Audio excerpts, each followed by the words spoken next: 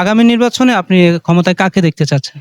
সৎ, যোগ্য, চোর ছাড়া একটা সংসদ চাই। এরকম কে আছে আপনার মতে? আমার মতে বর্তমানে জামাত ইসলামী যোগ্য দল। জামাত ইসলাম ক্ষমতায় আসলে আপনার প্রত্যাশা কি থাকবে দেশের মানুষের জন্য? 1 নম্বর প্রত্যাশা থাকবো কোনো চোর চোর থাকবে না। 2 নম্বর প্রত্যাশা থাকবো সবাই যার যার মতো ধর্মকর্ম নিয়ে থাকবে, কেউর প্রতি কেউর কোনো বাড়াবাড়ি থাকবে না। যে দেশে কি তাহলে আপনার ধরুন ক্ষমতায় আসলে জামাতে ইসলাম নারীরা কি স্বাধীন মতো কাজ করতে পারবে?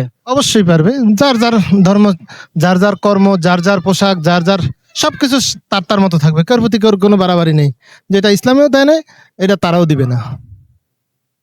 মানে হচ্ছে অনেকে তো বলে যে জামাত ইসলাম ক্ষমতায় আসলে নারীরা ঘর থেকে বেরোতে পারবে না, কাজ করতে পারবে না, পোশাকের ভিতরে ঢুকে যেতে হবে এরকম। অবশ্যই না, এই কথাটা ভুল। যারা বলতেছে তারা কোনো পোশাক আশাক চায় না, তারা কিছুই বোঝে না, খালি উল্টা পুল্টা কথা বলতে চেষ্টা করতেছে আর জনমনে বিভ্রান্তি সৃষ্টি করার চেষ্টা করে তারা। আপনার মতে জামাত ইসলাম ক্ষমতায় আসলে ভালো হবে? অবশ্যই ভালো হবে। সবার দেখা শেষ, বিএনপি, জাতীয় পার্টি, আওয়ামী লীগ প্রত্যেকের দেখা শেষ হয়ে গেছে। একবার দেখি তারা কি করে, সবাই দেখবে। তারা যদি ভালো করে অবশ্যই পরবর্তীতেও তাদেরকে জনগণ আনবে, আর যদি তারা খারাপ করে তাহলে আনবে না। এটা সবাই আশা যে তার আগামী নির্বাচনে জামাত আসুক।